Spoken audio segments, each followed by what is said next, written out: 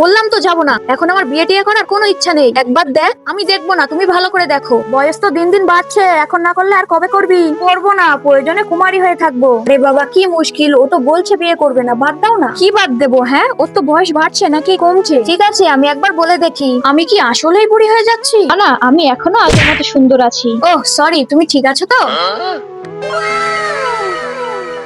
মাশাআল্লাহ। হ্যাঁ হ্যাঁ, আমি ঠিক আছি। তোমার জিনিসপত্র ঠিক আছে তো? হ্যাঁ, সব ঠিক আছে। তুমি যে ঠিক আছো এটাই যথেষ্ট। আবার দেখা হবে, বাই বাই। লিনা, এই লিনা। ছেলেটা কি হ্যান্ডসাম, তাই না ভাই? তোমার ভাই যার সাথে ডেটে যেতে বলছিল এটা তো সেই ছেলেটাই। দেখি।